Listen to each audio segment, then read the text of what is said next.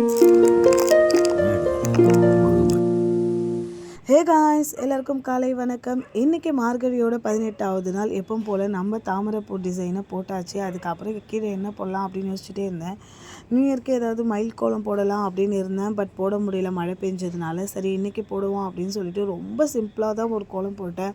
ஆனால் என்னால் நிற்கவே முடியல. நேற்று மழை பெஞ்சதுனால ரொம்பவே சில்லுன்னு இருந்தது. அதுவும் விடியற் காலையில் இல்லையா, குளிரும் கொஞ்சமே அதிகமாக இருந்தது. பத்தாக்குறைக்கு இந்த கொசு வேறு ரொம்பவே கடிச்சு நிற்கவே என்னால் சுத்தமாக முடியல. ஏதோ என்னால் முடிஞ்ச அளவுக்கு சீக்கிரமாக போட்டு முடிக்கணும் அப்படின்றதுனாலவே ரொம்ப டிசைன்லாம் கொடுக்காம என்னால் முடிஞ்ச அளவுக்கு சிம்பிளாக போட்டு முடிச்சிட்டேன். மார்கழி மாதம் எத்தனை பேர் சாக் பீஸில் கோலம் போடுவீங்க, எத்தனை பேர் கோல மாவில் போடுவீங்க? கோல மாவில் போடுறவங்க பளிச்சுன்னு இல்லை கோல மாவு ரொம்பவே டல்லாக இருக்குது, இல்லை ரொம்ப திக்காக போகுது அப்படின்றவங்க அரிசி மாவு கலந்துக்கோங்க. வெறும் அரிசி மாவு யூஸ் பண்ணி மட்டும் கோலம் போட முடியாது. அதனால் பாதி அரிசி மாவு, அதே பாதி நீங்கள் கோல மாவு எடுத்து போட்டிங்கன்னா கோலம் சும்மா பளிச்சுன்னு இருக்கும். அதே டைம் நீங்கள் எவ்வளோ அழகான டிசைன் கொடுத்தாலும் கோலம் போட முடியும். நீங்கள் வேணால் ட்ரை பண்ணி பாருங்கள். இல்லை கலர் கோலம் மாவு வாங்குறீங்களே, அவங்கக்கிட்டேயும் அந்த ஒயிட் கலர் கோலம் மாவு விற்கிறாங்க இப்போலாம். நீங்கள் அதை கூட ட்ரை பண்ணி பாருங்கள், ரொம்பவே அழகாக இருக்கும்.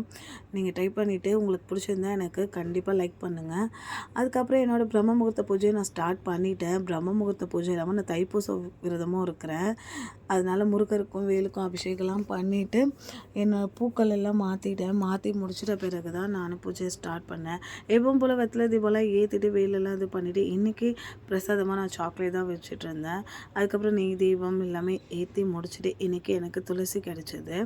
அதனால் எல்லா இடத்துலையும் ஒரு துளசி இலை வச்சு வழிபட்டேன். ரொம்பவே பார்க்கவே அழகாக இருந்தது. விளக்கெலாம் ரொம்ப அமைதியாக எரிஞ்சிட்டு இருந்தாங்க. எல்லாமே முடிச்சுட்டு தீப ஆராதனையோடு என்னோடய பூஜையை தொடர்ந்து ஆரம்பிச்சிட்டேன். ரொம்பவே மன நிம்மதியோடு இந்த நாள் 2வது நாள் ரொம்பவே நல்லாவே போயிடுச்சு. உங்கள் எல்லாருக்கும் எப்படி போச்சுன்னு கமெண்ட் பண்ணுங்கள். அப்புறம் என்ன கோயிலுக்கு போகலாமா? இன்றைக்கி கோயிலுக்கு போகிறப்பவே ஒரு வித்தியாசமான விஷயம் நடந்துச்சு, அதை நாளைக்கு சொல்கிறேன். அதுக்கப்புறமா விளக்கேற்றலாம் சொல்லிவிட்டு விளக்கெல்லாம் வாங்கிட்டு ஏற்ற போனேன்னா ஒரு விளக்கு என்னால் ஏற்றவே முடியல. அதுக்கப்புறம் ஒரு விளக்கு வச்சு இன்னொரு விளக்கு ஏற்றி முடிச்சிட்டேன். நான் போகிறதுக்குள்ளே பஜனைலாம் முடிச்சுட்டு பாதி பேர் வீட்டுக்கே போக ஆரம்பிச்சிட்டாங்க. சரின்னு சொல்லிட்டு நம்ம எப்பவும் போல் விளக்கெல்லாம் ஏற்றிட்டு அங்கே துளசிக்கெல்லாம் விற்றுட்ருந்தாங்க. அதெல்லாம் பார்த்துட்டு அதுக்கப்புறம் உள்ள சாமியை கும்பிட்டு இன்றைக்கி பொங்கலும் துளசியும் தான் எனக்கு பிரசாதமாக கிடச்சிது. அதை வாங்கிட்டு வீட்டுக்கு கிளம்பிட்டேன். நாளைக்கு வீட்டில் சந்திக்கலாம். பாய்.